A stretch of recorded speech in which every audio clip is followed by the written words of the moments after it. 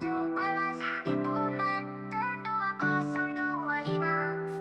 18 orang jengkel yang Terengganu mengadakan trip ke Vietnam dalam pengembaraan kali ini. Semua berkumpul di Kia 2. Terbang ke lapangan, terbangan ke arah Pansa. Tansuanya Vietnam mengambil masa selama 2,5 jam sampai di lapangan. Terbang Vietnam disidai selama 2 jam. Pengalaman memasuki negara orang berlainan cara. Sampai disambut Iskandar, pemandu pelancong kita. Menaiki bas melalui bandar Ho Chi Minh, terus ke Aluna Hotel. Cuci mata sekejap di Malaysia Street, dan terus makan malam di restoran Musa Karim. Selepas makan bebas membeli belah di Malaysia Street, dan menikmati malam di Ho Chi Minh dengan suasana yang amat tenang, dengan ramai orang lepak di gerai tepi jalan. Sambil berborak hingga larut malam.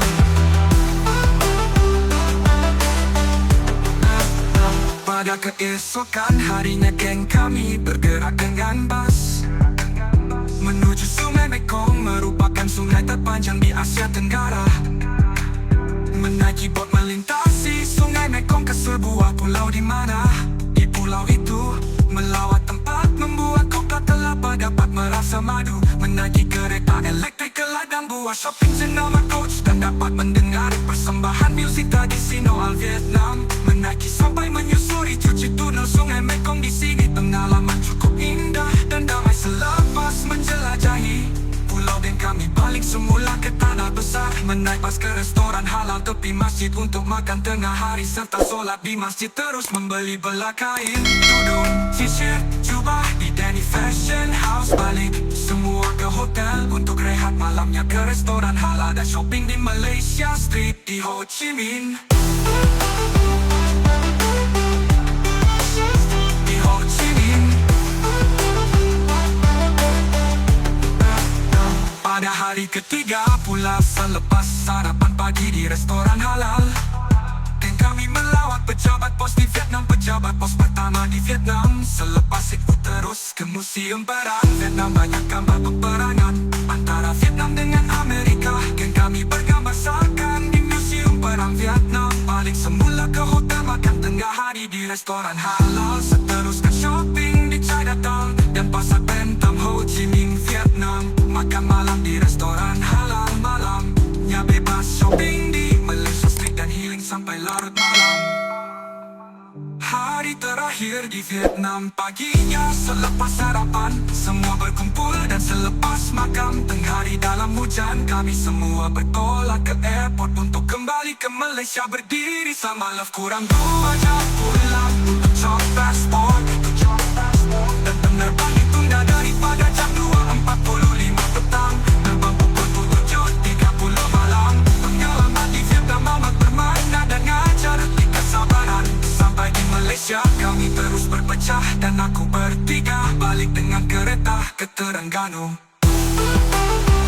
Terengganu.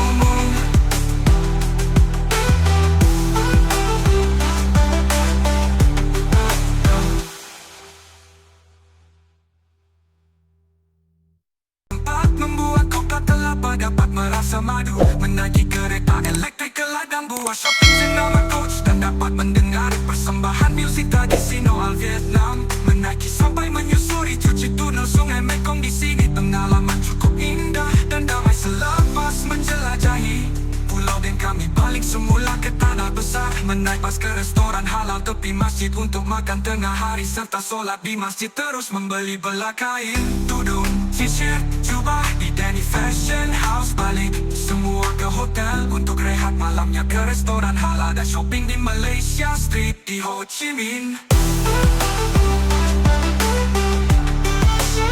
Di Ho Chi Minh.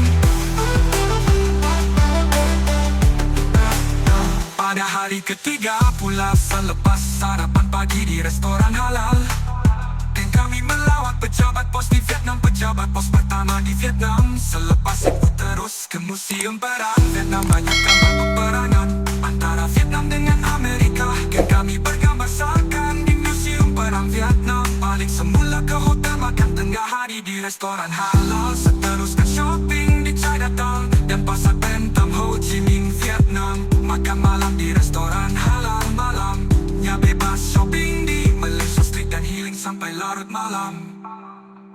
Hari terakhir di Vietnam, paginya selepas sarapan semua berkumpul dan selepas makan tengah hari dalam hujan, kami semua bertolak ke airport untuk kembali ke Malaysia. Berdiri sama love kurang 2 jam pulang untuk cop passport.